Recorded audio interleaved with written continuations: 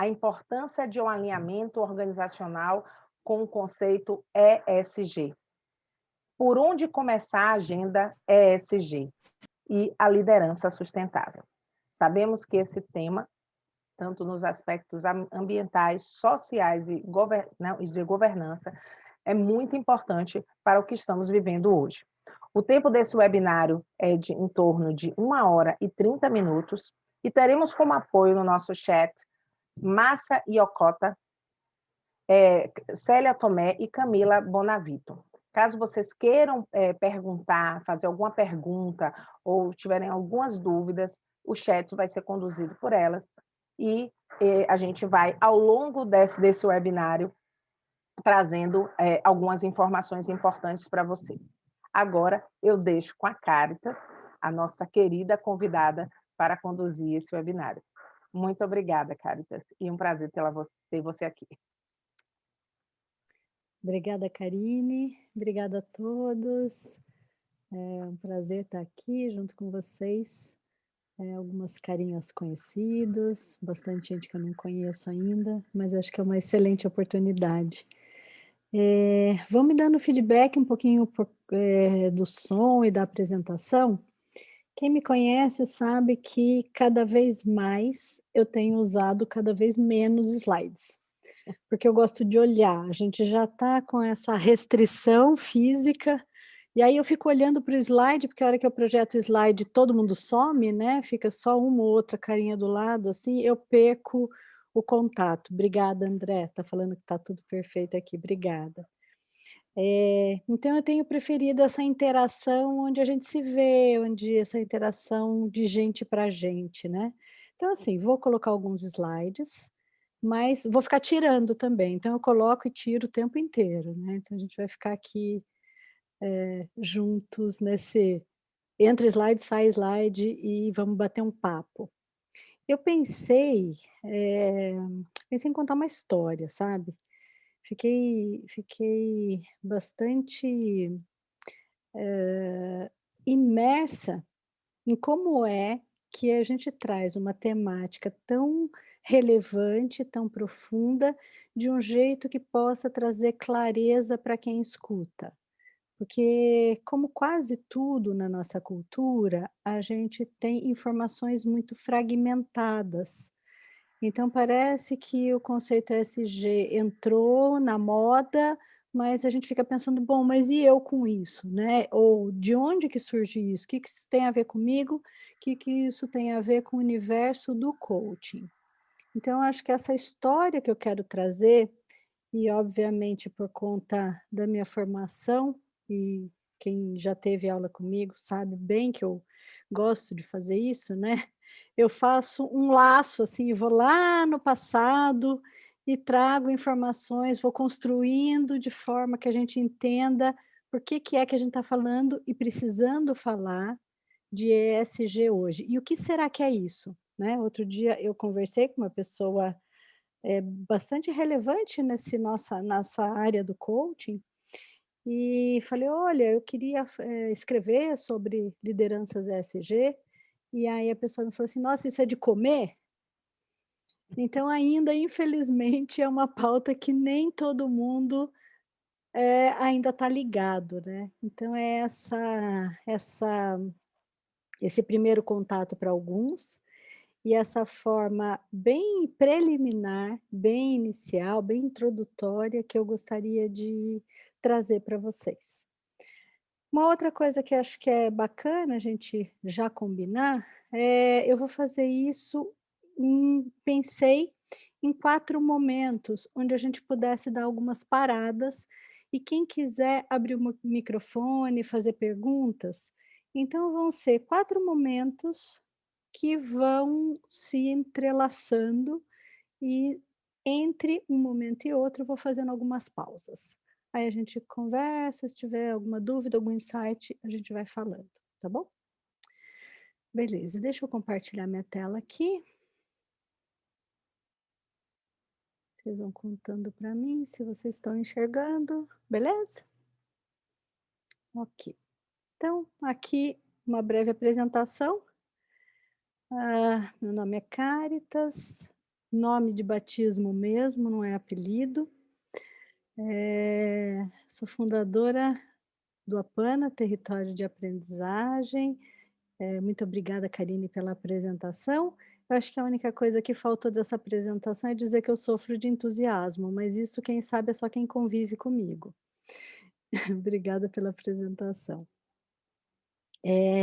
Tenho estado próximo ao ICF por conta da nossa formação em coaching ontológico aqui, né, no Brasil, né, somos uma das escolas que promove a formação em coaching ontológico, e fiz meu mestrado com Humberto Maturana, convivi de perto com ele durante os 3 anos de mestrado, e ele faleceu no dia 6, né, e obviamente eu não poderia começar essa história sem falando um pouco dele.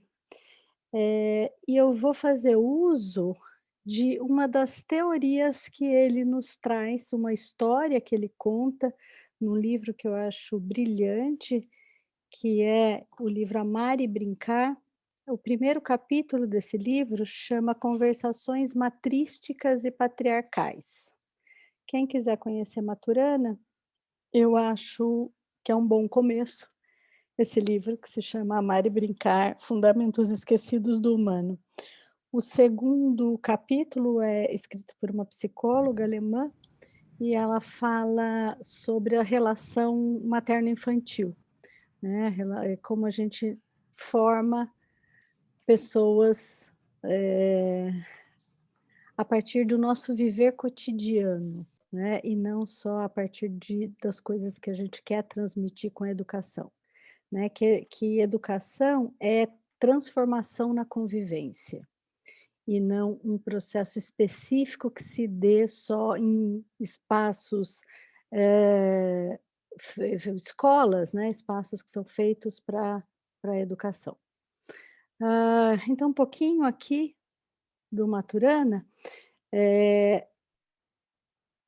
Então ele nasceu em 1928, se formou em medicina pela Universidade do Chile, e ele se doutorou em Harvard e foi indicado ao Prêmio Nobel. E isso eu acho de uma importância enorme, porque poucos cientistas latino-americanos, tiveram essa indicação e principalmente, né, estavam vivos até agora. Ele retorna para o Chile e ele cria alguns conceitos que são importantíssimos para a gente. Uma das frases dele que mais me toca é essa, que as palavras não são triviais, né, e é a partir daí que a gente vai começar essa história que ele conta no livro Amar e Brincar, que é a história que eu quero começar com vocês aqui, né. Então qual que é essa história? Essa história é da nossa cultura, né, como é que a gente, eh, chegou nesse mundo, né, então a gente vai precisar falar da nossa cultura, e dos nossos processos de aculturação, né. O que o Maturana diz, o que que é uma cultura? É uma maneira de conviver, é uma maneira que deixa de ser ocasional e passa a ser uma conservação de um modo como a gente se relaciona, e essa conservação, ela é transgeracional, ou seja, ela vai se conservando geração após geração. O Maturana, ele faz uso de pesquisas de uma antropóloga que se chama Maria Gimbutas, que ela fala da criação da nossa cultura ocidental moderna. Então, se a gente for pensar nos povos paleolíticos, né, nas famílias ancestrais nômades, de coletores e agricultores, alguns desses nômades, eles se sedentarizaram. E para que eles pudessem se sedentarizar, eles precisaram, eh reter os seus alimentos, ou seja, eles migravam junto com as manadas, né, com as espécies que migravam, porém, para que eles pudessem ter um conforto um bem-estar, então na busca do bem-estar, as famílias foram se sedentarizando. Só que nesse processo de sedentarização, houve a necessidade de, manter os alimentos que mantinham aquela família, o conforto e o bem-estar daquela família. Então, os animais que eram nômades junto, e por isso também essa família se considerava parte da natureza, porque era nômade, assim como esses animais precisaram ser confinados, eles precisaram ser retidos, então a gente tem a cultura do pastoreio, que se inicia há aproximadamente 7.000 anos atrás. E para que essa cultura do pastoreio se inicie, foi necessário uma mudança no emocionar.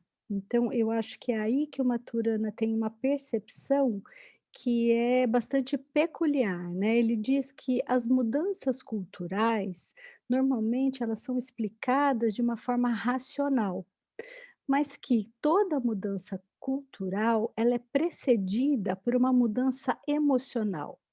Então, quando a gente imagina uma família ancestral nômade, a gente pode imaginar um desconforto, né? São pessoas que estão o tempo todo necessitando se movimentar para se alimentar e precisam encontrar, né, abrigo, encontrar lugares para se fixarem, mesmo que minimamente nessa jornada, nessa caminhada.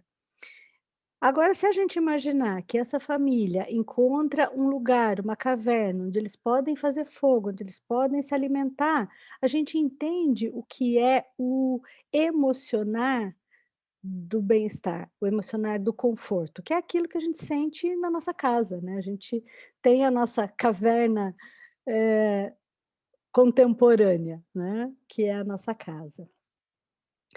Ah, s Imagino então, e o Maturana diz isso também, né, que essa é uma história, então que a gente, olhando para a forma como a gente vive hoje, a gente pode inferir que determinadas coisas, elas foram conservadas pelos seres humanos e viraram hábito, viraram um modo de viver.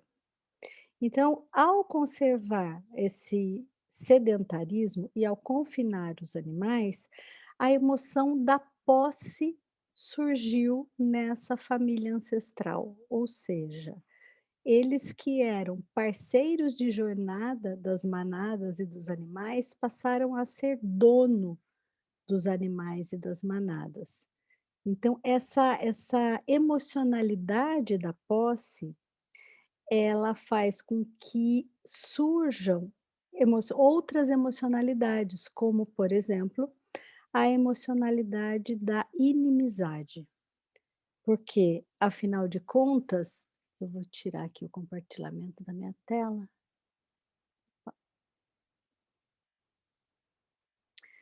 Afinal de contas, para que a gente,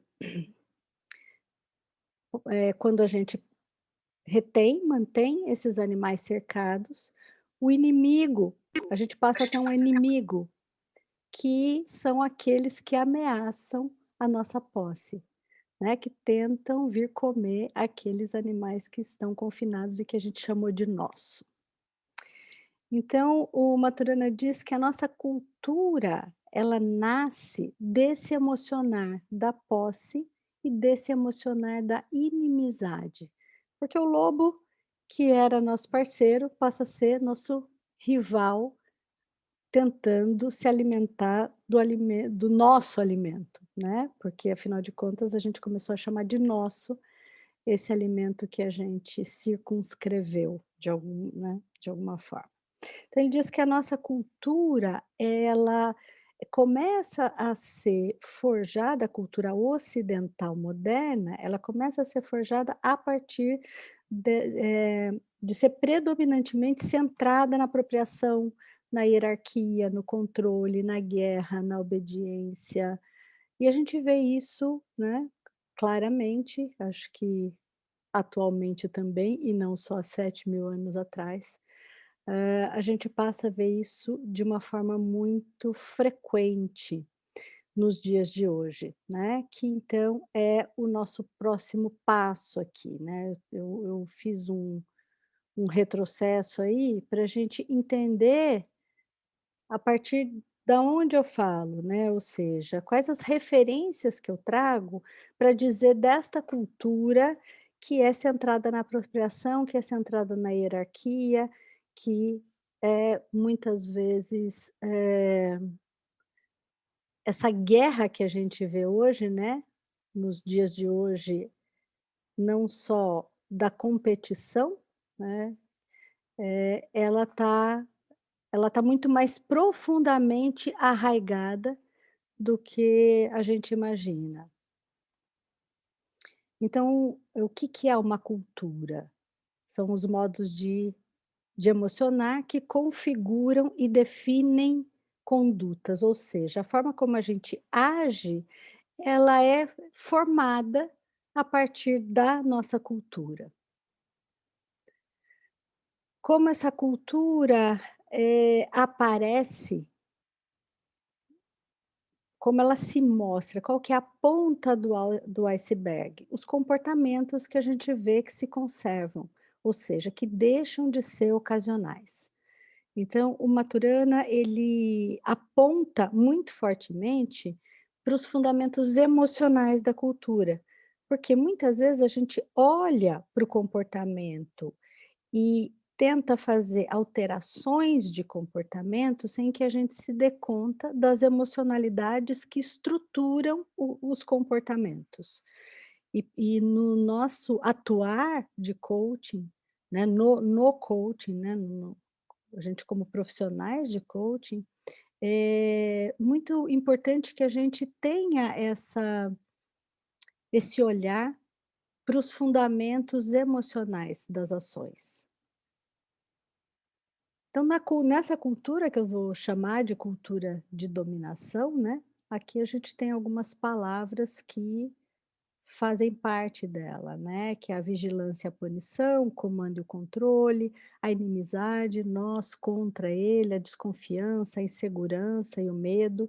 Então quem faz parte desse ambiente da gestão, muitas vezes vê as pessoas orientadas por esses tipos de emoção e de funcionamento.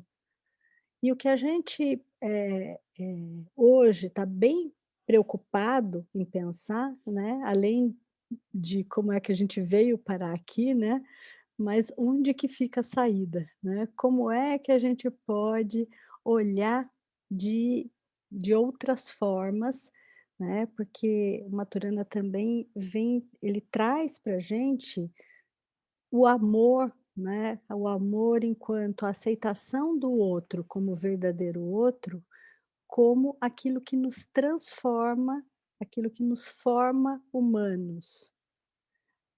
E aí é curioso, né, que a gente nasce e se humaniza a partir do amor e do amar, né, da aceitação do outro como verdadeiro outro, e muitas vezes a gente, a partir do momento que a gente participa de uma cultura de dominação, o nosso agir passa a ser a partir da dominação, do medo e do comando e controle. Então, essa primeira parte, né, então quero dar uma pausa e abrir para a gente conversar, e depois a gente passa para a segunda parte, que é o que eu vou chamar de aposta no futuro, porque aqui a gente tem um cenário, né, em que quando a gente olha, para a história, né, a gente vê quantas guerras produzimos. Quantas formas de dominação produzimos, né, então a gente quer poder pensar juntos em qual o caminho que a gente pode fazer para que a gente possa ter uma cultura diferente. Então se alguém quiser abrir o microfone, gente, fiquem à vontade, senão eu sigo aqui. Caritas, eu gostaria de fazer uma pergunta assim. Claro. É a Carla Zana que está falando. Oi, Obrigada, Carla. obrigada pela tua participação. É muito, Obrigada. muito legal. Caritas, é o seguinte, como é que você tem levado esse conceito para dentro das organizações neste momento que a gente está vivendo, né? Ou seja, desde o começo de 2020, como é que você tem levado esse conceito para dentro das empresas? Bom, eu acho que a gente precisa sempre começar pelas beiras. Então são conceitos normalmente a gente trabalha, com temas que não são comuns dentro das organizações, né, são temas que soam às vezes espinhosos, né. Então sempre a gente, olha, o Maturana fala que uma cultura é uma rede de conversação. Uhum, Então a primeira coisa eu acho que é a gente olhar que tipo de conversações são feitas naquela empresa, ou naquelas empresas. E a partir desses agires, é que a gente vai fazendo propostas para que as pessoas então possam ir se dando conta de de como essa rede de conversações faz com que a cultura dentro das empresas seja a cultura do comando e controle, a cultura do medo. Então a gente pergunta muito pelos processos, sabe, Carla? A gente vai fazendo alguns diagnósticos junto com as pessoas. Ou seja, uhum, como você se sente quando você erra? uhum. Então, eu acho que a partir, sabe, dessas perguntas que a gente começa a fazer alguns levantamentos, a gente vai vendo como é a cultura naquele espaço, né. Tá. Então, como é o processo avaliativo? Como é o processo de remuneração? Como é o processo de bonificação? Então, Uhum, como é que as pessoas se relacionam? Como são as trocas de e-mail? As trocas de e-mail é com uma pessoa ou com 20 pessoas que recebem o mesmo e-mail? Porque tudo isso significa, tudo isso diz de como aquela cultura se manifesta, aquela cultura se move dentro das organizações. uhum, Então a gente precisa primeiro ter um olhar para a cultura, para que a gente possa começar então a lidar com ela, né. E obviamente, esse lidar com ela tem a ver ir para onde aquela empresa ou aquelas pessoas desejam ir. uhum. Porque o que eu acho que tem um incômodo hoje, eu vejo por mim, pelas empresas, pelas pessoas que eu atendo, é que o discurso nem sempre ele produz uma prática coerente nas organizações. Então a gente tem discursos de colaboração e práticas individualistas. E essas práticas individualistas, elas muitas vezes fazem parte dos processos das empresas. E Uhum, aí o discurso aponta para um lado e a prática aponta para outro. E eu acho que é sobre essas coisas que a gente precisa começar a conversar de uma maneira menos que a gente, assim, cobre menos as pessoas, para que as pessoas se sintam menos culpadas e, que a gente faça esse caminho de olhar a nossa cultura. Por que que a gente faz assim? Por que que a gente comanda e controla? Porque a nossa cultura foi sendo moldada nessa chave. Então eu preciso reconhecer esse esse comandante e esse controlador em mim, para que eu possa mudar. Porque se uhum, eu acho que o mundo está errado e só eu que sou uma pessoa incrível e maravilhosa, dificilmente eu vou ter qualquer razão para mudar, né, eu faço tudo certo, é o mundo que está errado. Então eu acho que tem uma parte que ela é dolorosa dos processos de mudança cultural, que é a parte da gente se reconhecer neste lugar onde a gente eventualmente está, né. Eu uhum. acho que é uma das partes mais difíceis, Porque quantas vezes a gente é violento sem se dar conta? Quantas vezes a gente é agressivo sem se dar conta? Então a gente vai precisar ou seja, reconhecer nosso ponto de partida, que grande parte das vezes tem a ver com a nossa cultura, para que depois a gente possa então fazer qualquer movimento de mudança, né. Uhum. Legal. Beleza? Beleza, muito obrigada. Acho que para nós agora é um desafio ainda maior no virtual, né? Porque Sem trabalhar esses dúvida. temas tão sensíveis presencial é uma coisa. No virtual, o desafio é ainda maior, né? Para Sem trabalhar as dúvida. emocionalidades. Sem dúvida, sem dúvida. E tem a ver com a criação de espaços, né, eu acho que da mesma forma que foram os espaços culturais que nos formataram, e desde a nossa primeira infância, desde a nossa família, depois a nossa escola, depois o nosso trabalho, né, todos esses espaços, eles têm a ver com espaços de comando e controle, de hierarquia, de obediência. A gente fala das empresas porque a gente é adulto hoje.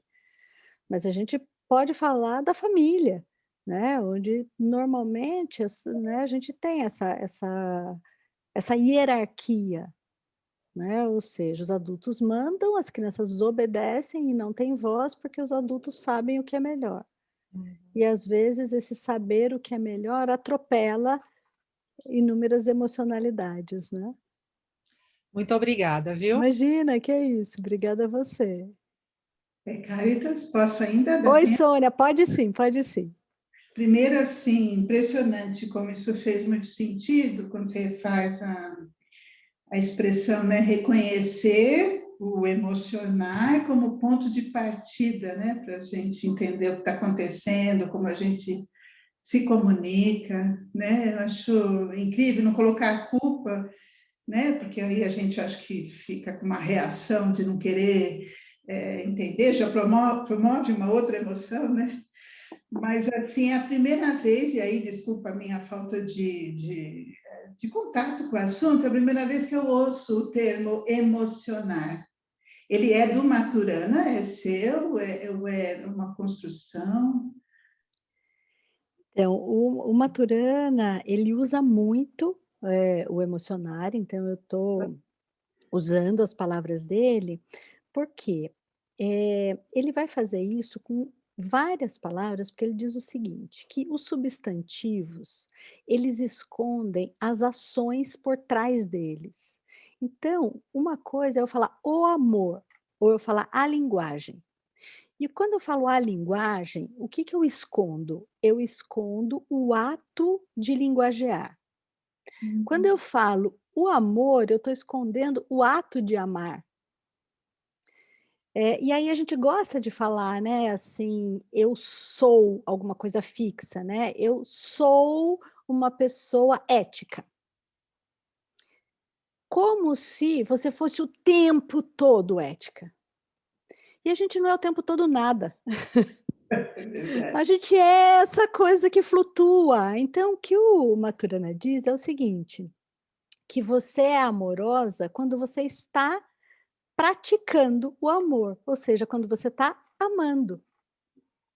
Então, que todas essas ações, elas precisam ser práticas cotidianas.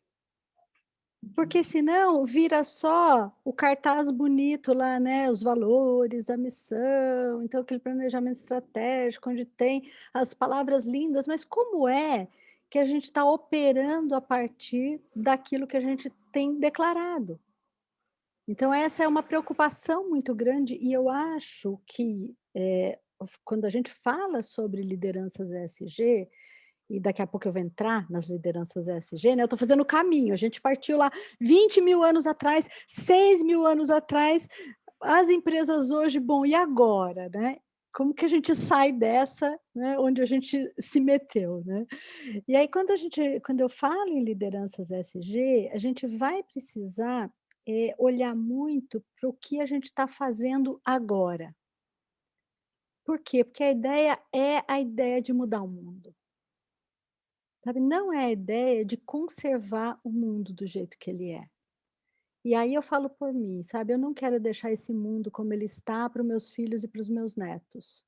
E eu imagino que vários de vocês tenham essa mesma impressão, né. Então, assim, ou a gente se esforça juntos para mudar o mundo, e a gente vai precisar fazer micropolítica, ou seja, agir a partir da gente, agir a partir do nosso entorno, para que a gente possa ter um impacto na sociedade, para que a gente possa ter um impacto no mundo. Então a ideia sim precisa ser uma ideia ambiciosa de mudar o mundo, porque as empresas, a gente se esquece disso, mas as empresas têm uma função social. As empresas não são só máquinas de gerar lucro, as empresas precisam, assumir essa função social. E é por aí que eu vou entrar agora, gente. Então vamos lá, vou de novo, compartilhar minha tela aqui. Bom, então entro agora no que eu estou chamando de aposta no futuro, que na verdade não é no futuro, precisa ser no presente, né, porque se a gente ficar olhando sempre para o futuro, a gente nunca está no lugar onde a gente possa fazer alguma mudança. Então, para mim, é uma aposta que a gente precisa fazer no presente. E aí eu preciso continuar contando histórias, né, então contei a história dessa nossa família ancestral e da nossa cultura. E aí, agora o que eu gostaria de olhar é como felizmente as pessoas e agrupamentos de pessoas têm feito um esforço para que a gente possa vivenciar, para que a gente possa estar num mundo diferente. Então, de 1939 a 1945, nós tivemos a Segunda Guerra Mundial, que devastou a Europa, que devastou o Japão, ou seja, a gente, foi muito abalado por essa guerra e fez com que a gente pudesse pensar algumas coisas juntos, né, afinal de contas, fomos nós, seres humanos, que startamos, que desencadeamos essa guerra, essa última grande guerra que foi em 1900 e que terminou em 1945, né. E então em outubro de 1945, cria-se, né, a partir de um agrupamento de nações, a Organização das Nações Unidas, a ONU. E a ONU, ela tem 4 objetivos principais, que é manter a paz e a segurança, então a gente pensando nesse contexto de 1945, né, manter a paz e a segurança internacional era uma das pautas mais prementes naquele momento.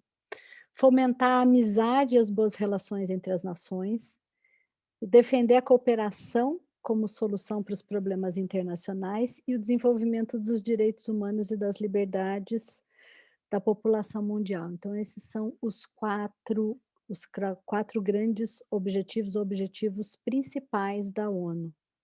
Então esses países assinaram uma carta que se chama Carta das Nações, e nesse momento foi fundada a ONU. E a ONU, ela tem, vários subgrupos dentro dela, e um desses subgrupos, construiu o que a gente vai chamar de Agenda 2030, que tem 17 objetivos e 169 metas.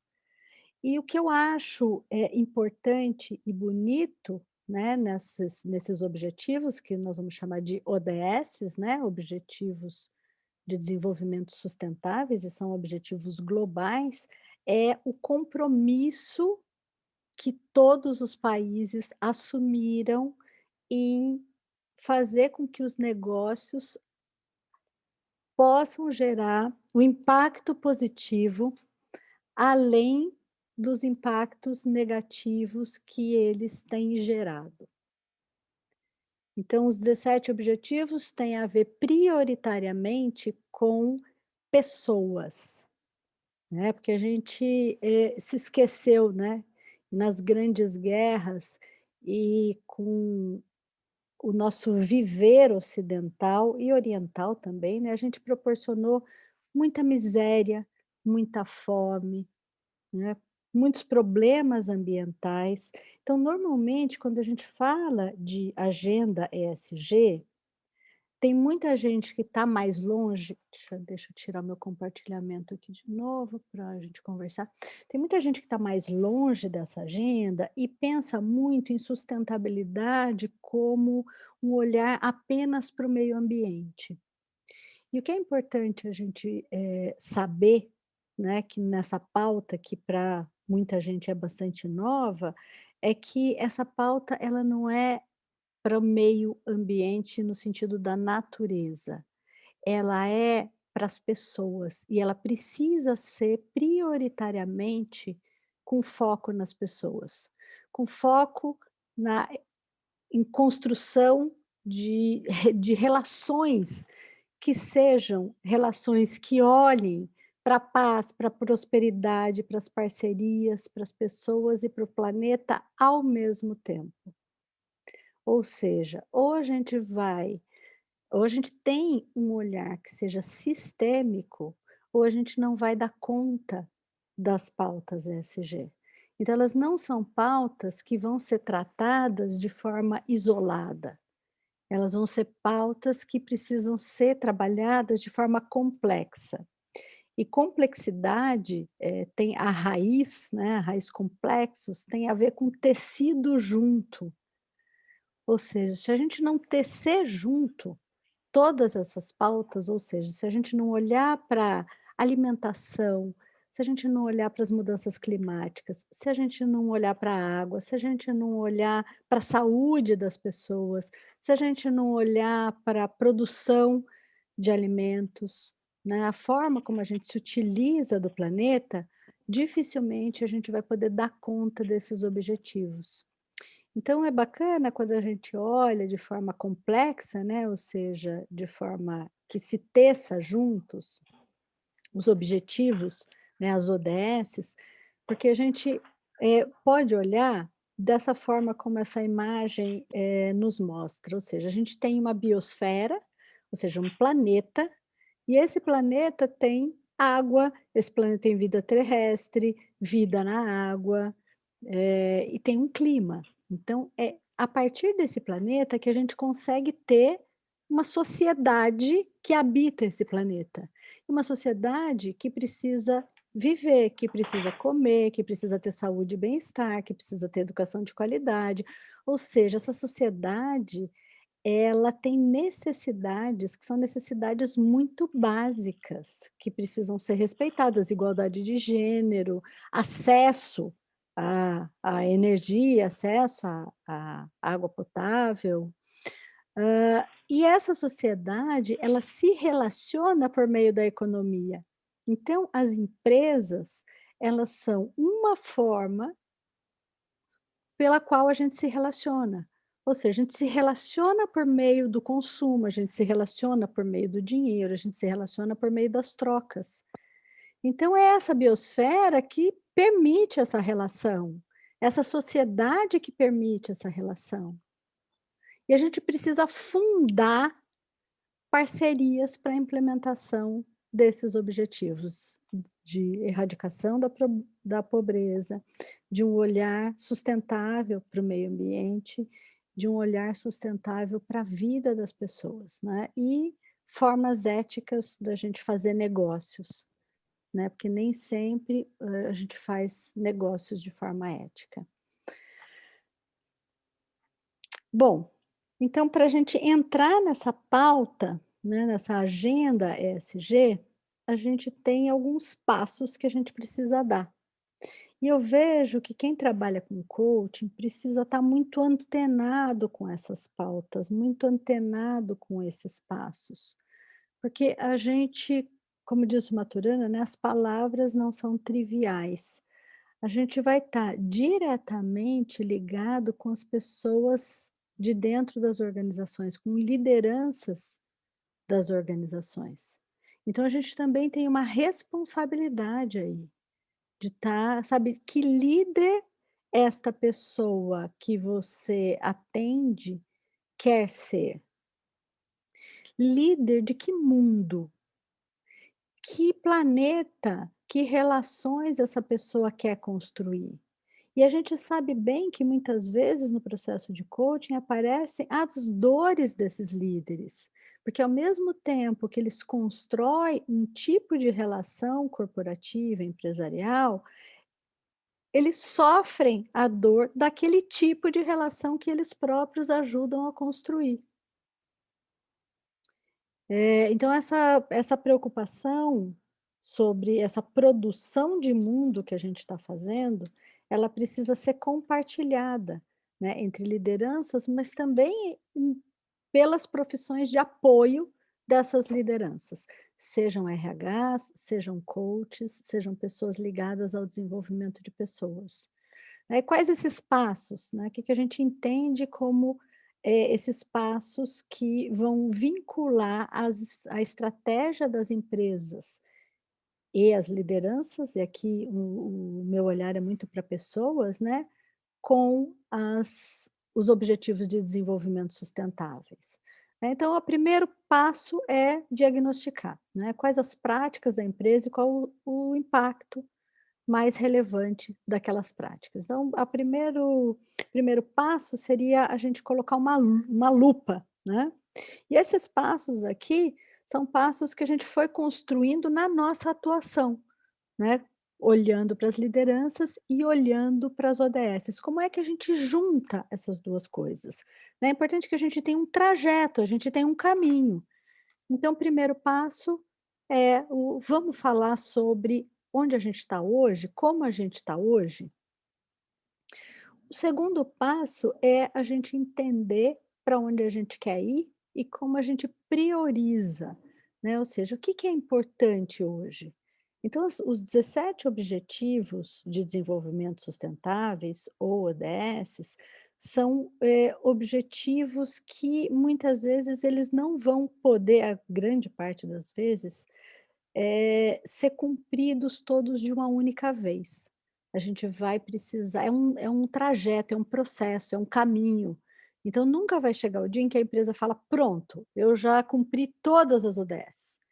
Mesmo as ONGs, né? Então, não são só as empresas com fins lucrativos, né? São objetivos que a cada momento, a cada rodada, a cada jornada que a gente faz, a gente pode, inclusive, ficar mais ousado, né? Querer melhorar mais e mais e mais. Então, a gente vai precisar saber onde a gente quer chegar e por onde a gente começa, né? A gente vai priorizar aqui. A gente vai precisar criar indicadores. Como você sabe que você está se modificando? Quais são os indicadores que você vai construir para medir o seu progresso nesse trajeto? Então, a gente vai precisar de métricas, de mensuração. A gente vai precisar agir, ou seja, sem agir, nada acontece. Sem ações, nada acontece. A gente vai precisar acompanhar e avaliar, né? Não adianta sair correndo, mas não olhar onde é que a gente, o que a gente está fazendo, se isso está sendo útil, né? Como é que a gente está, que resultados as nossas ações estão produzindo e se esses resultados são coerentes com o nosso ponto de chegada, com a nossa intencionalidade.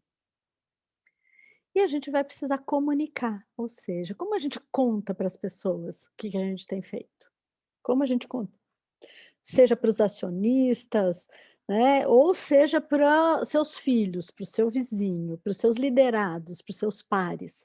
Como é que a gente conta o que a gente tem feito e como essas métricas estão sendo produzidas, né? Estão sendo e os objetivos conseguidos, né? Para isso, a gente vai precisar preparar lideranças. Porque o que tem acontecido? Espera aí, de novo, vou olhar aqui para vocês e quero até abrir um pouquinho para a gente conversar, antes da gente entrar nesse outro tópico, né? Porque o que a gente percebe? A gente cria líderes neste formato da competição. Ou seja, a gente segue a estrutura cultural e cria pessoas para a competição. Chegando lá, nas empresas, eles descobrem que existe uma pauta ESG, e aí eles saem correndo para falar: bom, vamos pegar aqui então alguma coisa para mostrar que eu estou fazendo alguma coisa pelas pessoas, pelo planeta, ou que nós somos eticamente responsáveis. Ou seja, as lideranças, elas não estão sendo preparadas para que elas possam ter um olhar para as ODSs já natural, ou seja, que a formação, que a estratégia já seja, já parta, já nasça das necessidades que a gente tem hoje para construir o mundo que a gente quer habitar daqui a pouco. E aí os líderes precisam sair correndo para se capacitar, se estudar. Então, é essa formação que tem sido a nossa preocupação, sabe? Como é que a gente já começa essa construção das lideranças responsáveis, das lideranças conscientes, sem que isso seja transformar a pessoa, né, virar a pessoa do avesso. Porque muitas vezes, e é isso que na mídia a gente tem visto, né, sendo chamado de greenwash, ou seja, às vezes a gente faz uma pintura verde só ali, ó, para fazer de conta que a gente é responsável ambientalmente, socialmente e eticamente. Então, como a gente cria líderes que possam ter um olhar sistêmico, um olhar para a complexidade e assumindo essa responsabilidade social das empresas, né? E responsabilidade social também é uma responsabilidade ambiental, né? Vou compartilhar de novo aqui.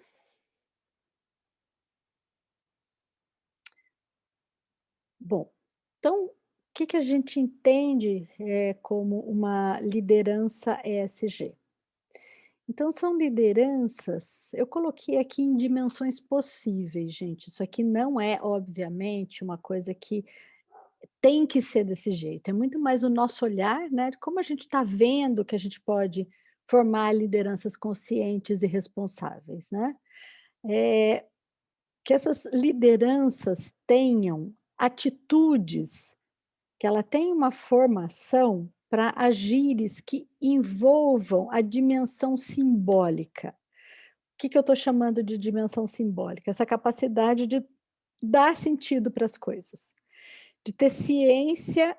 A gente fala muito dos líderes visionários, né? Os líderes visionários, eles têm esse poder de ter de simbolizar, de fazer com que as pessoas sonhem mais. Uma liderança que tenha uma capacidade estratégica, eu vou abrir um pouquinho para cada uma dessas dimensões daqui a pouco, né? Que tenha capacidade de articulação e que tenha capacidade de coordenação. Então, do que eu estou falando quando eu estou falando dessa capacidade, de simbolizar, né? As pessoas precisam ter para onde olhar, elas precisam ter no horizonte uma coisa melhor para ser construída, um mundo melhor, um jeito melhor de se relacionar. Então, essa liderança, que a gente tem chamado de liderança ESG, é aquela liderança que faz com que engaja as pessoas nesses sonhos. E aí a gente tem visto empresas, né, que têm feito diferença nessa área, né, empresas que têm causado impacto positivo e que a gente fala: "Poxa, se todas as empresas fizessem um pedacinho, né, a gente resolveria grande parte dos problemas que a gente tem hoje, né? E a gente vê isso acontecendo, felizmente. A gente tem tido alguns líderes que são extremamente visionários nesse sentido da responsabilidade social, da responsabilidade ambiental e da ética também na governança. Então, do que a gente está falando quando a gente está falando de dessa dimensão, né, da simbólica? A gente está falando de narrativas, de inspiração, de construção de si, de imagem, né, pessoal, interpessoal, de integridade, de valores, de propósito. E aqui eu trouxe uma frase da Margaret Whitley, né, que escreveu um livro que eu acho incrível, que se chama Liderança para Tempos de Incerteza, e ela diz: os que trouxeram novas histórias e se arriscaram a difundi-las tiveram um papel decisivo nas épocas de mudança histórica. E eu acho que é nesse momento em que a gente está, né, num momento de mudança histórica, sem dúvida nenhuma. Essa dimensão estratégica, né, então, a gente vê muitos líderes não tendo noção da responsabilidade que eles têm na estratégia das empresas. Muito se repete da questão estratégica, tática, operacional, e as pessoas não sabem muito bem o que é isso, né? Então, quando a gente fala em estratégia, tem a ver com a gente olhar para quem a gente quer ser. Quem a gente quer ser enquanto pessoa, quem a gente quer ser enquanto empresa, enquanto família, enquanto empresa, enquanto mundo.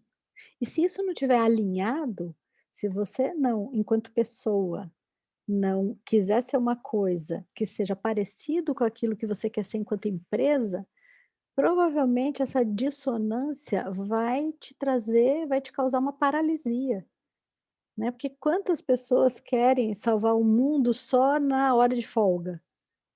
E isso, infelizmente, não tem salvado o mundo, né. Então a gente vai precisar assumir, a nossa responsabilidade dentro dos nossos âmbitos laborais, porque afinal de contas é isso que a gente faz com mais frequência na vida, né, a gente passa mais horas no trabalho do que em qualquer outra atividade que a gente faça, mais horas do que até com as nossas famílias, né. Então se a estratégia da empresa não estiver alinhada com os nossos desejos pessoais, dificilmente a gente vai se sentir contribuindo de alguma forma. E do que a gente está falando quando a gente está falando da dimensão estratégica? De planejamento, de enfrentamento, de visão sistêmica, de complexidade, de indicadores. Então, aquela parte da métrica está encaixada aí, né? Ou seja, de priorização, a gente precisa ter uma visão sistêmica, uma visão complexa, né? Um contexto de análise de contexto, né? Então, a gente vai precisar olhar para o contexto onde a gente está inserido, aprendizagem, flexibilidade, mobilização e visão compartilhada. Aqui uma frase, né, que traz um pouquinho do pensamento estratégico. Capacidade de articulação, ou seja, de conectar, de gerar redes, de fazer uma política boa, de abrir portas. Então essa liderança, ela vai precisar aprender a dialogar, né, então a gente vai precisar estabelecer novas relações para que a gente possa agir de forma diferente. Dificilmente a gente consegue fazer isso, fazer qualquer mudança sozinho. A gente vai precisar de uma rede de apoio, a gente vai precisar de diversidade, a gente vai precisar de olhar para as singularidades, a gente vai precisar pensar na inclusão e sermos colaborativos.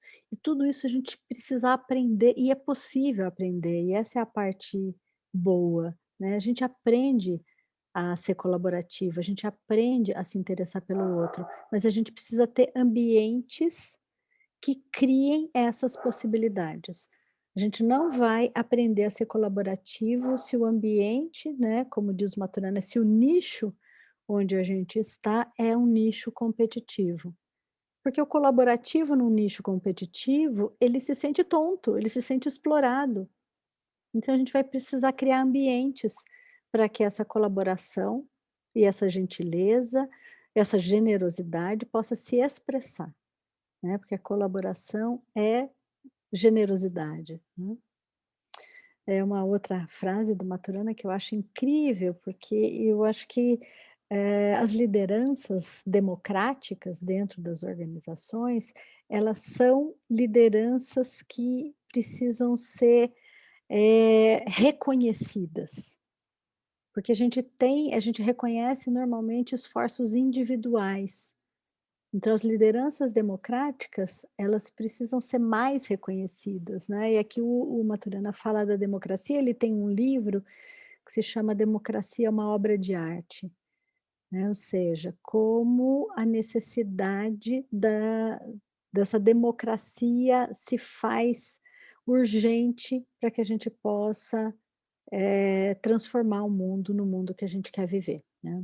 Então a democracia é uma brecha instável, infelizmente instável, que foi aberta nos sistemas míticos, sacerdotais, hierárquicos e autocráticos, aos quais estivemos submetidos nos últimos 6.000 anos. Nesse sentido, não há nada mais subversivo que a democracia. Ela é uma insubordinação contra o poder vertical, entendido como o poder de obstruir, separar e excluir. Aquele poder que se estrutura instalando centralizações na rede social para tornar seus agentes capazes de mandar alguém fazer alguma coisa contra a sua vontade. Ou seja, a democracia é uma saída, né, uma grande saída aqui para a gente pensar. Então as lideranças ESG que não forem democráticas não serão lideranças ESG. E a capacidade de coordenação, ou seja, a liderança vai precisar pôr a mão na massa, aprender a fazer. Tem que fazer acontecer, né. Então essa capacidade de coordenação, ela tem a ver com plano de ação, com gestão, com processo, com o operacional, com mão na massa, com projetos e com empoderamento de equipes, com acompanhamento e com suporte. E a frase aqui que eu quero trazer dessa dimensão da coordenação: é impossível dirigir as pessoas ou lhes dizer que devem mudar. Não adianta lhes mostrar um plano, perturbá-las com nossas interpretações, impor-lhes nossas prioridades, acreditando que com volume e intensidade vamos convencê-las a ver as coisas do nosso jeito. Grite o quanto quiser, mas quando as pessoas não acham importante o que você está dizendo, elas o ignorarão e vão cuidar da sua própria vida. Que infelizmente é o que a gente vê muitas vezes nas organizações, né? Que o chefe fala, fala, fala, o líder fala, fala, fala e a equipe está lá cuidando da sua própria vida. Aqui um pouquinho sobre a gente, para eu agora tirar esse compartilhamento de tela e a gente poder bater um papo aqui.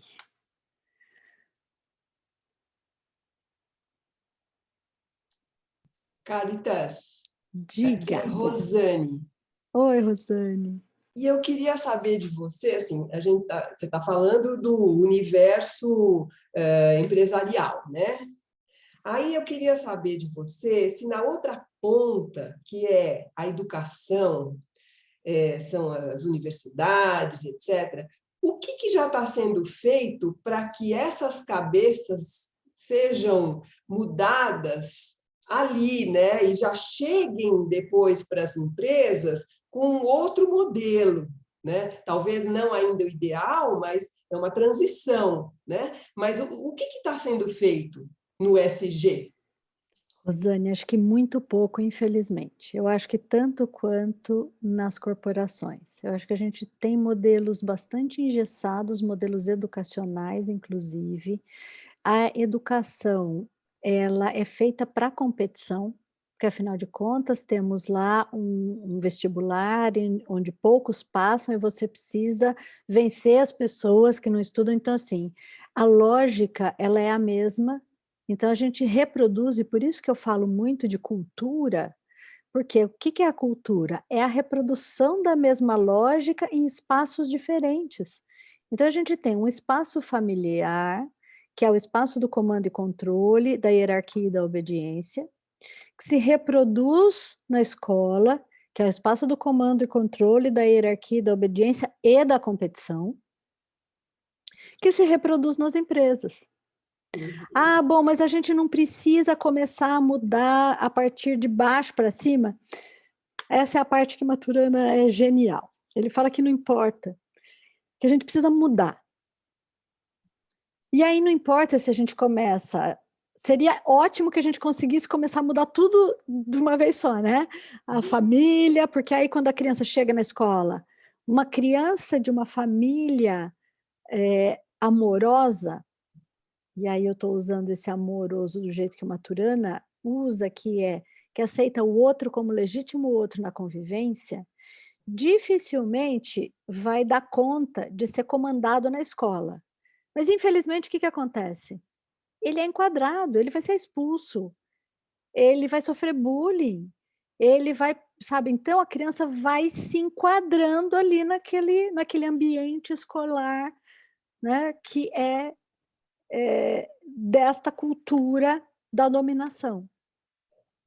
Então, a gente vai precisar ter suficientes vozes que resistam a esses modelos para que a gente possa promover transformações. E, felizmente, isso acontece, né? A gente tem visto. Muitas vezes acontece de forma violenta também. Né? A gente vê aí o que aconteceu a partir do assassinato do George Floyd nos Estados Unidos.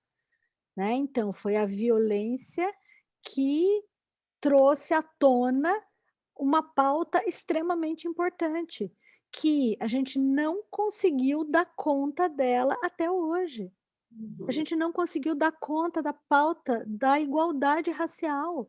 E, assim, eu, sinceramente, assim, é espantoso que a gente coloque bom dia no WhatsApp, florzinhas e corações no Instagram e não consiga olhar para uma pessoa diferente da gente e entender que ela tem a parte que é igual. Somos humanos. Não existe essa avaliação, não deveria existir essa avaliação de humanos melhores e humanos piores, seja por conta do gênero, seja por conta da raça. E a gente, infelizmente, ainda não conseguiu superar pautas muito elementares. E aí, quando a gente olha para o planeta, então, né, a gente está vendo a catástrofe da devastação. E isso, assim, né, porque a gente fala sobre. E o que eu acho que tem sido a nossa proposta é que a gente precisa colocar o corpo em jogo, a gente precisa vivenciar um pouco mais a diferença, a diversidade, a natureza, porque a gente se acha separado da natureza, a gente não se entende natureza. A natureza está lá e eu estou aqui, e eu preciso cuidar da natureza. Mas não se trata disso, nós somos natureza. É isso aí. Obrigada. Imagina, eu que agradeço. Adriana, diga lá. Olá, boa tarde a todos e todas. Só complementando também a sua fala, Cáritas, quando você fala, né, que são as vozes, acho que é um pouco desse criar massa crítica, né, aprendizado mesmo, vivência. E aí tem uma coisa que é nesse limiar, né, entre aquilo que é difícil fazer, porque é uma mudança, então não adianta só trocar de nome, né, se a gente continua fazendo o mesmo instrumento, com o mesmo pensamento, que a gente vai voltar no mesmo resultado. Então, acho que tem uma coisa de a gente olhar muito para isso mesmo, né? Não é só uma ação de marketing, no sentido de trocar um pouco as cores, o jeito de falar, mas isso está muito mais para um processo de transformação mesmo. E aí, o que eu tenho percebido é assim, não vamos desistir. Acho que é um pouco da questão da resistência que você traz, né? Quer dizer, nesse lugar que ainda é difícil, porque é um pouco desconhecido, não sei como faz, mas se a gente trocar aqui junto, a gente vai aprender, fazer junto, e aí a gente avança para frente, né? Então, acho que é um processo, que você falou, que é um caminho de transformação. Acho que a gente já tem aí, começa a ter muita coisa sendo falada, acho que o ODS veio, realmente ela teve uma repercussão ainda Vamos ver como é que vai ser o resultado em 2030, mas tem um caminho ainda de 10 anos, né, possível, né? Então, acho que vale a pena isso, a gente insistir mesmo que seja incômodo, discutir o incômodo, né, e fazer a coisa realmente mudando. Um pouco dessa... Obrigada, Adriana, é isso mesmo. Obrigadão pela contribuição. Jane, que está com uma levantada também, tudo bem? Oi, parabéns. Uma pena que eu não consegui te ouvir todo, mas eu queria te ouvir falar um pouquinho mais desse líder mão na massa, porque talvez meus colegas aqui, como eu, muitas vezes como coaching, a gente recebe uma demanda e uma queixa nas organizações daquele líder que não solta a ferramenta, né? Que não desenvolve a sua equipe, que não deixa a sua equipe, porque ele ainda está numa zona de conforto, ainda está muito no fazer. E aí você me surpreende com essa fala hoje do mão na massa. Eu queria que você falasse um pouco mais sobre isso. Eu acho que tem fazeres diferentes. O fazer de um líder é um fazer diferente de uma pessoa que, por exemplo, de um estagiário.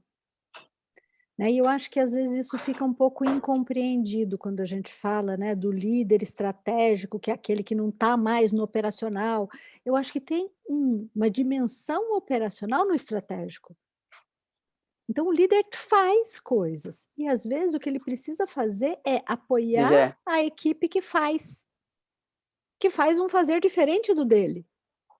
Né? Então, quais são os fazeres do líder? Eu acho que promover essa distinção, né, quando a gente está falando em processo de coaching, como é que nós, coaches, proporcionamos essa distinção de quais são os fazeres dos líderes e diferentes dos fazeres dos liderados. E em cada uma dessas camadas, né? Bom, então eu sou analista, eu tenho uma classe de fazeres. Eu sou coordenador, eu tenho uma outra classe de fazeres. O que diferencia os fazeres do coordenador para os fazeres do analista? E o que normalmente a gente vê é que as pessoas são promovidas e que ninguém senta com elas para fazer essa distinção. E aí ela fica sendo só um analista um pouco mais velho, um analista que tem uma equipe embaixo de si. Né? Então, a formação de lideranças tem a ver com isso também. Né? Como eu passo para outras camadas dessa hierarquia, fazendo fazeres que são aqueles que dizem respeito ao meu cargo. Porque senão o líder se distancia muito da base. Né? O líder, aquele líder que não coloca a mão na massa, ou que não sabe o que é a mão na massa, a gente brinca muito com relação aos acadêmicos, né? Que, os acadêmicos não têm, muitas vezes, conhecimento de campo, teorizam, mas não foram lá no campo, ou seja, não colocaram a mão na massa para saber as dificuldades da implantação de determinadas teorias. Então, aqui, esse mão na massa é dentro, né, daquilo que são os fazeres da liderança. Né? Oi, Mônica. Obrigada, Diane. Espero ter respondido um pouco aqui o que você perguntou. Boa tarde, Cáridas. Eu sou Mônica, de Campo Grande, Mato Grosso do Sul. Vi que você também é psicanalista e eu sou estudante além de coach, fico muito feliz. Cáridas, queria te perguntar uma coisa. Segundo os estudiosos do futuro, a era do feminino ou da lateralidade está entrando no mercado de trabalho, que essa era e chama feminino justamente pelas virtudes femininas, né? Da cooperação, intuição, liderança compartilhada, tudo que você fala. E ainda o advento da geração Z, que já existem pessoas no mercado de trabalho dessa geração, nascidos a partir de 95, é uma geração sem preconceitos, que prefere o sentir, o experimentar do que o consumir, né? Altamente, se intitula vegana, bissexual, é completamente sem preconceito. Então, a minha pergunta não vem boas novidades nas próximas décadas, no advento dessa juventude, dessa geração adentrar no mercado e serão os novos líderes, né? Com essa nova mentalidade, Eu estava vendo esses dias sobre sexo, né? Na nossa época era homem e mulher, agora existem mais de 200 tipos catalogados, todas as nossas perversões catalogadas, né? Então, é um grande avanço, tem leis, hoje mesmo é o dia do não homofóbico, da homofobia, né? Então, quer dizer, de um lado tem um movimento muito positivo que endossa tudo isso que você fala. É isso? Teremos boas notícias daqui a pouco? Olha, eu queria ser tão otimista assim, mas não estou conseguindo. O mundo não está me respondendo desse jeito exatamente. Então, acho que somos diversos, né? Então, vejo jovens, às vezes, rígidos, conservadores, né? Vejo pessoas mais velhas abertas. Eu acho que, e eu vou começar um pouco falando sobre o começo da tua pergunta, né? Sobre essa coisa do feminino. Eu acho que a gente vai precisar assumir, todos nós, homens e mulheres, que todos nós participamos de uma sociedade patriarcal e que nós, mulheres, somos tão patriarcais quanto os homens. Porque, assim como eu, né, falei agorinha mesmo, se a gente não reconhecer onde a gente está, dificilmente a gente vai mudar. E os homens são cobrados nesse patriarcado de um jeito e as mulheres são cobradas de outro. Eu tenho, então, assim, eu gosto de fazer outros tipos de distinção, porque eu acho perigoso quando a gente fala, olha, as características femininas, porque aí exclui a delicadeza, a empatia do masculino.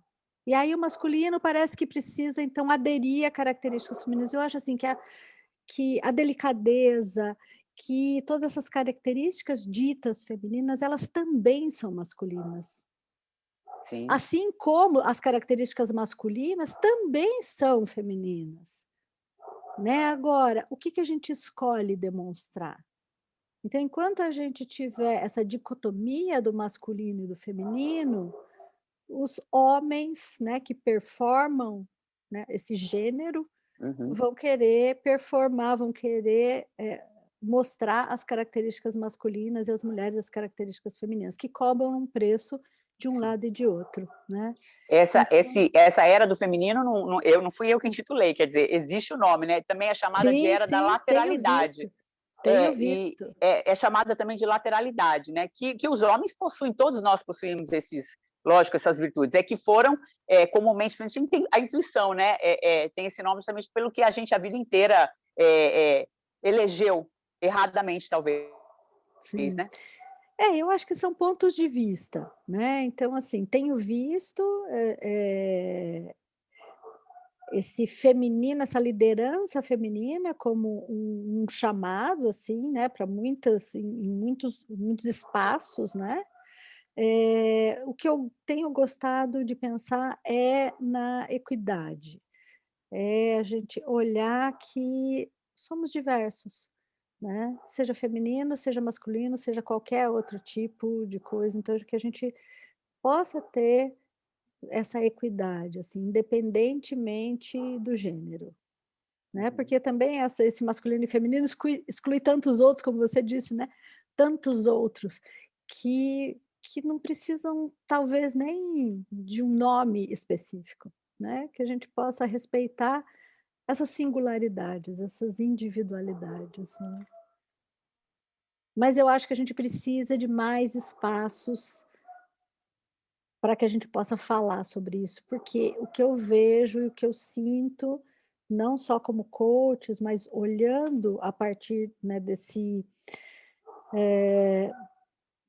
território que a gente tem criado, que é um território tanto físico quanto um território emocional, né? E felizmente a gente tem conseguido fazer isso também de forma virtual, como é que a gente cria a possibilidade de expressões, de aceitar o outro como verdadeiro outro, e não fazer uma ladainha sobre empatia, uma ladainha sobre a não violência, uma ladainha, como é que a gente cria ambientes que sejam empáticos?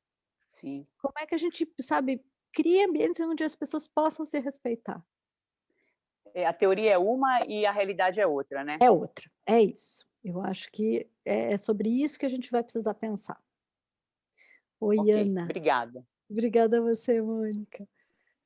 Primeiro, obrigada pela tua fala, encontro muito eco nas tuas palavras, porque trabalho também com desenvolvimento de lideranças, coaching executivo, e a minha dissertação de mestrado foi toda voltada para a parte de cultura sustentável e liderança sustentável, fiz inclusive pesquisas com empresas B, eu vi que a tua empresa é uma empresa certificada, né? Então, é um tema que eu gosto bastante de estar olhando.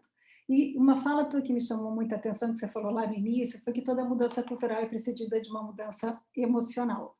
Então, a gente vem acompanhando já algumas mudanças das organizações, algumas iniciativas de sustentabilidade nesse prisma que você trouxe, muito mais amplo, não só do meio ambiente, né? Mas a gente sabe que são iniciativas isoladas e ainda um movimento muito tímido.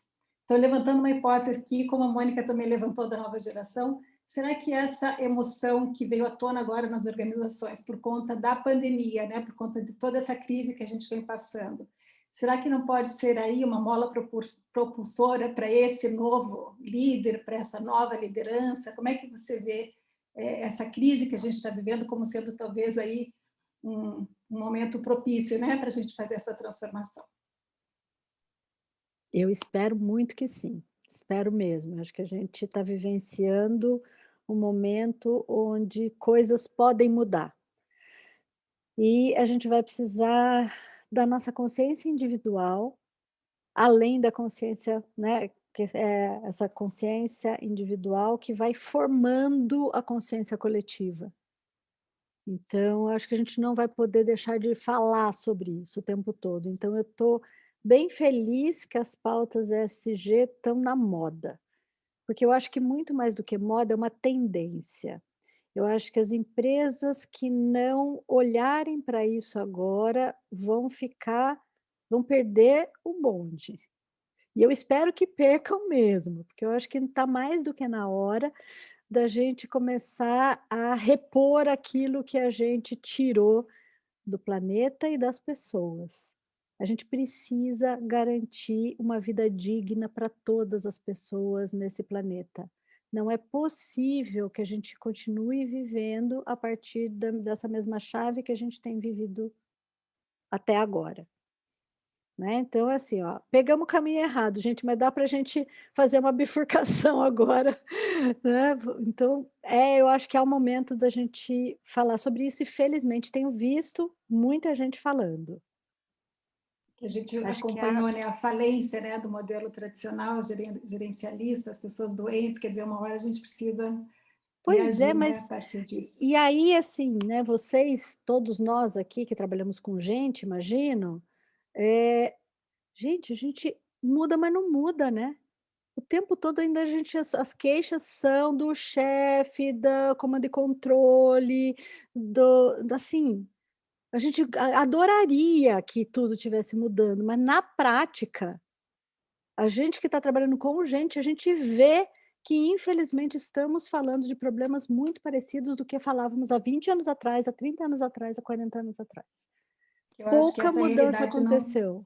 Ela não se sustenta na realidade que a gente tem hoje, né? Por isso que ela é tão difícil de tirar toda uma base que foi construída há 100 anos, a gente mudar tudo isso para que ela realmente seja possível, né? Obrigada. Imagina. E por isso que a gente não vai cansar de falar, viu? A gente vai precisar falar de novo e repetir outra vez e continuar falando. Quem que está aí atrás da Takao é a Cíntia? Gente, olha, a gente só tem mais uma perguntinha, porque a gente já está finalizando, que a gente tem outro evento, tá? Então, se a gente puder, é a última pergunta agora. Tá. A penúltima. Tá bom. Estão me ouvindo? Boa noite. Sim, a todos. Boa noite. Eu queria só trazer um ponto de reflexão que Maturana traz, que também me faz pensar muito, que ele coloca que as estruturas condicionam comportamentos, né? Então, eu que trabalho no campo da sustentabilidade e também me formei recentemente, inclusive com você, né, Cáritas, no coaching,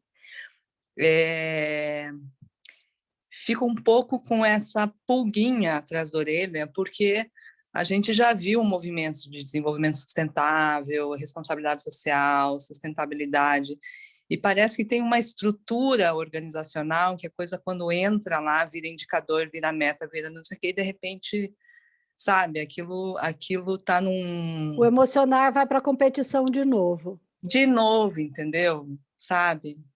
Então, é um pouco assim, eu me sinto muito desafiada, né? A como propor estruturas diferentes, e eu acho que a gente trabalha muito com o setor de mineração, que é um setor que tem sido fortemente pressionado, né? No Brasil, muito também por conta das tragédias aí que aconteceram. E eu percebo que há um espaço, uma vontade, né, dessas empresas, pelo menos que a gente atende, de um fazer diferente, né, de uma empresa nova que precisa nascer. Mas esse lugar que, às vezes, daí a gente está nesse lugar lindo, falando dessa visão de futuro, e, às vezes, de repente, isso virou meta, virou isso, virou aquilo, virou bônus, e, de repente, a coisa já, sabe? Então, eu acho que é um pouco ter cuidado. Eu acho que, sei lá, é um pouco...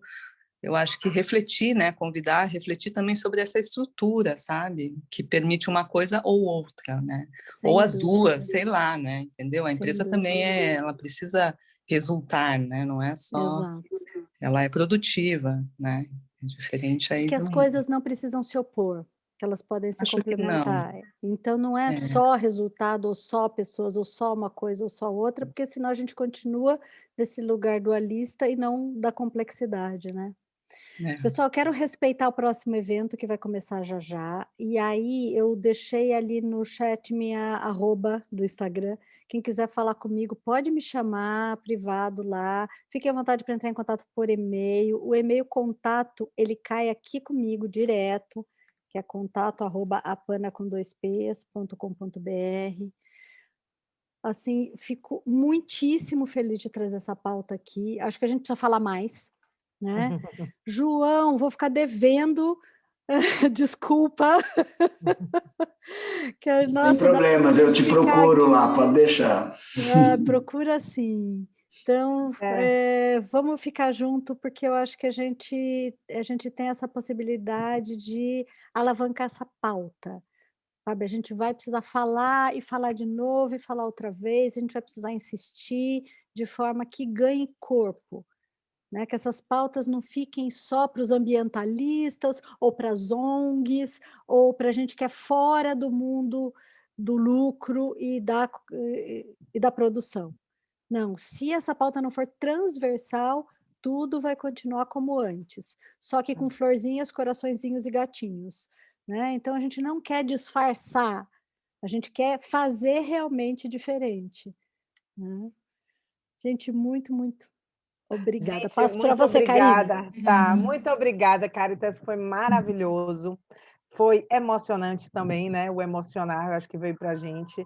É uma pauta tão importante e tão significativa, assim, nesse mundo que nós estamos vivendo, né? Eu acho que trazendo algumas mudanças, pelo menos possibilitando que a gente também, pela dor, a gente também possa mudar.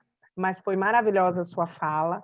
Agradeço de coração, viu? Fiquei muito feliz assim com essa pauta e com você trazer isso de uma forma bem sensível, bastante sensível. Agradeço a todo mundo que esteve presente aqui no evento. Os recadinhos do coração é que, se vocês quiserem, sigam a ICF Brasil no Instagram, tá? A gente tem muita novidade, também tem muitos eventos, vai ter um próximo evento agora às 19 horas, como mudar o passado com o processamento de memórias, abordagem integrada da mente, com o Diogo Lara, que é um psiquiatra. Então, quem tiver interessado para se inscrever, corre lá, por isso que a gente tem que encerrar o evento para entrar outro, dar um tempinho também para tomar uma água e ir para outro evento. Mas muito obrigado por todos, aí tá os recadinhos do coração que as meninas estão passando, Camila, Célia, sobre também quem quiser ter o certificado da educação continuada, né, para acessar o link que elas estão passando para a CCUS e a gente poder passar para vocês. Então, aproveitem, vivenciem o coach, eu vim com a camisa, mas não deu para ver, eu vivencio o coach, tragam o coach na mente e vamos nessa, estamos todos juntos. Muito obrigada, Caritas, um grande abraço. Obrigada, gente. Obrigada, tchau. Boa, Karine. Grande abraço, tchau. Obrigada, obrigada.